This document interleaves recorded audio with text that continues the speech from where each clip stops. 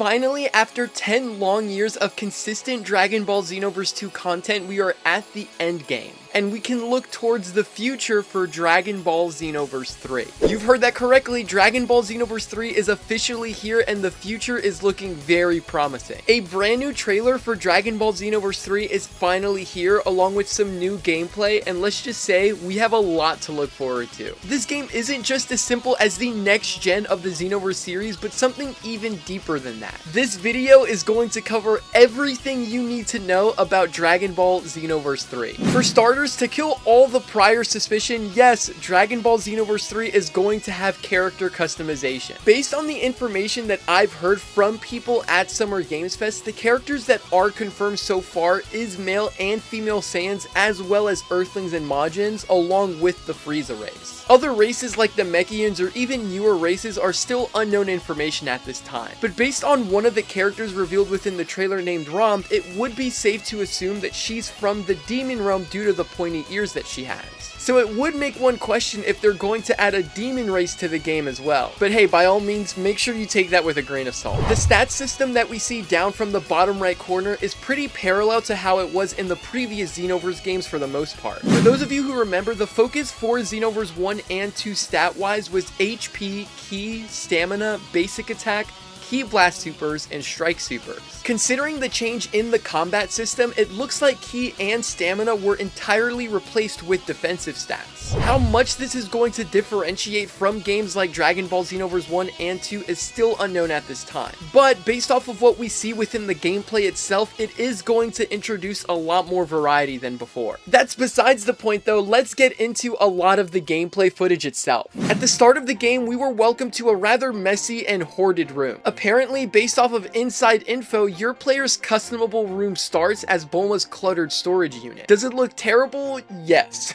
But thankfully, a cool feature that's going to be incorporated within Dragon Ball Xenoverse 3 is how we will actually have the ability to restructure and customize the entirety and add a new flair to our rooms. You'll also be able to customize your character a bit more from your room as well. Once we step foot outside of our room, it seemingly looks like our room is within an entire apartment complex. Funnily enough though, we are also shown to specific cast characters that is within the apartment complex itself. One of which that we can see is Vegeta from the Saiyan saga. So this could definitely be a feature for mentors being reincorporated within the game, but who knows. And of course, as many of you are probably well aware, the hub world for Xenoverse 3 will be all of West City itself. From all of the information that I've gathered, this hub world is absolutely massive. We get hints of some shopping areas, live stages, universities, and even some time capsule areas. I can confidently say that this new West City hub is infinitely bigger than all of Kanton City and Toki Toki City combined. And funnily enough, in the trailer itself, the West City University is actually going to serve its own purpose, unlike the West Valley Orange High School in Xenoverse 2. We are also shown some scenery in the hub area where PvP and parallel quests will seemingly be available. While we are very limited to a lot of the footage we have, we are able to get a lot of footage for PvE purposes. This is a mission given to your CAC from Gamma 1 to clear out the Glacier Arena. At the start of the quest name and clear objectives are displayed, and amazingly enough, it seemingly looks like we will actually be able to have 4-player quests rather than the max 3-player quests like how it was in the first 2 games, which I think we can all agree was a much needed adjustment. I will also say the flying in this game really does allow for incredibly fluid movement. Something that I can immediately notice about the Earthling flying is how it's akin to Goku's flying stance within Dragon Ball Xenoverse 2. That's not the only comparison we see though, I'll touch on that some more later. The stages themselves though are seamlessly connected, which coincidentally allows the pacing to flow nicely as you defeat different enemies and flow through different parts of the stage. A few things to point out here, on the mid to bottom right of the screen, these are our character's super attacks. For this specific gameplay, the character is seemingly using Super God Fist, Kaioken Assault, Kamehameha, and Maximum Charge. Of course, Super God Fist looks almost identical to how it was previously in Dragon Ball Xenoverse 2, but the Kaioken Assault was actually improved immensely to how it was within Xenoverse 2. While it does convey of the same amount of hits, it does so in a much more aesthetically pleasing way to how Goku does it within the anime. As for Kamehameha and Maximum Charge, they don't really have any differences, but something that is worth mentioning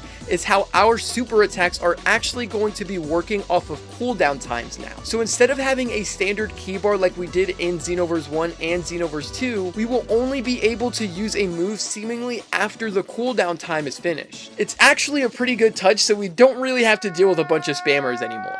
Considering that, what moves like Maximum Charge will do now is just increase the speed of the cooldown time for each of your attacks. Now, as for the mid to right side of the screen, this is going to consist of 3 mechanics of the game. The first being Soul Assist, the second being Soul Change, and the third being your ultimate attack. The ultimate attacks are going to consist of the same thing as Xenoverse 2, but with a cool twist. It seems like we're actually able to directly aim with our ultimate attacks and hit multiple enemies simultaneously. As for the soul mechanics, these are new mechanics that are going to be incorporated within the game. Soul Assist allows you to call on an iconic character for synchronized dual-person tag team attacks on a cooldown. For example, as shown here in the gameplay, our character would be able to call a character like Vegeta from the Saiyan Saga and do, let's say, a shared Gallic Gun attack together. The Soul Switch, however, allows players to temporarily transform fully into legendary characters to utilize their exact movesets mid-battle. Now, for me personally, I don't really know how I feel about this just yet, but I guess we're just gonna have to see some more of the gameplay first.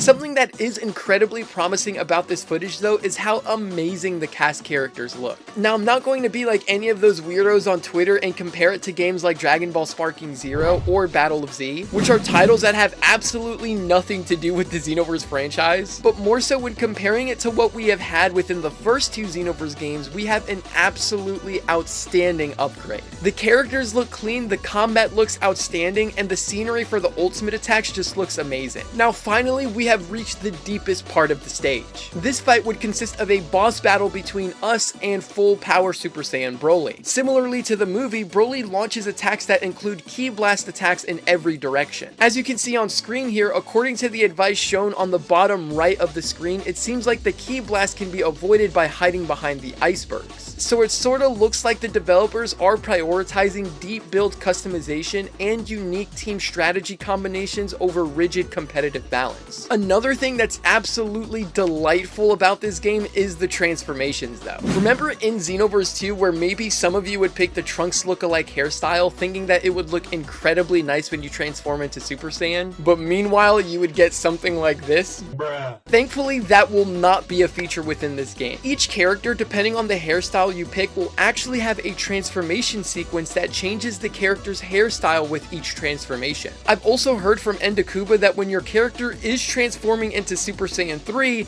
it will show the exact same scene in Dragon Ball Daima when Goku is transforming into Super Saiyan 3. Safe to say that they are definitely taking some inspirations from Dragon Ball Sparking Zero. As I'm sure many of you are aware, we are going to have a change in the stamina aspect of this game too. The special moves and ultimate moves that our players can use are assigned to 3 unique attributes, which is guard piercing, stamina draining, and break critical. The curved gauge displayed next to the character is what's going to be the new stamina gauge. The number next to the bar is going to indicate the remaining amount of stamina gauges the person has left. In this game, reducing an enemy's stamina gauge to 0 puts the enemy into a stamina break state. Similar to Dragon Ball Xenoverse 2, the most efficient way to deal damage in battle will be to focus on stamina draining techniques or reducing the enemy's stamina while dealing damage with normal attacks and special moves. Once your opponent enters the stamina break state, it would be ideal to land a break critical or using a break critical technique. A couple of notable mechanics that I've noticed within the combat system themselves are a few comparisons from our previous Xenoverse games though. For example, one of the combos that I see a character using within the gameplay that is shown here is actually akin to Goku's combo in Xenoverse 2. I mean, the resemblance here is honestly uncanny. Speaking of combos, I think it's worth mentioning that in this game, you'll actually have the option to choose your own combos rather than each selected race having its own standard combos, which honestly, I think brings a lot more creativity to the player. Another cool mechanic that they are bringing back is the sky jumping feature from Xenoverse 1. Of course, this was a feature that wasn't in Xenoverse 2, but I was able to notice a lot of the snap vanishing too. So Xenoverse 3 is for sure taking a lot of inspiration and combinations from its previous games. All in all though, that pretty much wraps up what you need to know for the gameplay, but we still do have a lot more things to cover. Considering the release of Dragon Ball Xenoverse 3, we were able to actually have the privilege of witnessing an interview with Masayuki Hirano,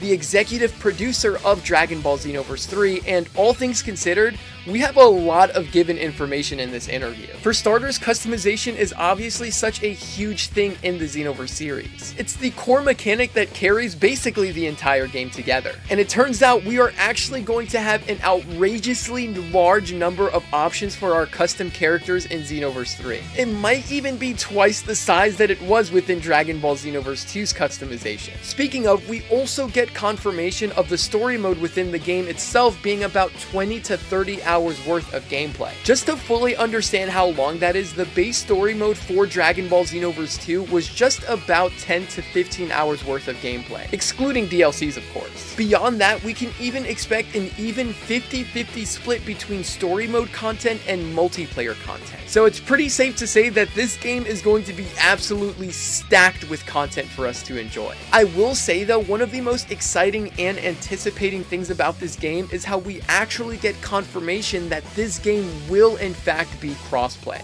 Finally, after the amount of times we've asked for this, especially for games like Dragon Ball Sparking Zero, we are finally getting it for one of the most anticipated Dragon Ball games of all time. Now, of course, we had so many details and key features released for this game within the interview itself, so I'll leave a link to the full interview down in the description below for those of you who are interested. We are in fact given confirmation for Dragon Ball Xenoverse 3 roadmap that is going to be taking place all year long prior to its 2027 release. Unlike the mess of the roadmap for Dragon Ball Sparking Zero holding demo events even after the game came out, it seems like they're actually going to see how fans react to this game throughout the course of this year and take full action on its release in 2027. Regardless though, be excited! The Xenoverse franchise is finally back after a decade long, and we have so much to look forward to for its release. Make sure you subscribe to the channel if you haven't, and I'll see you guys in the next video.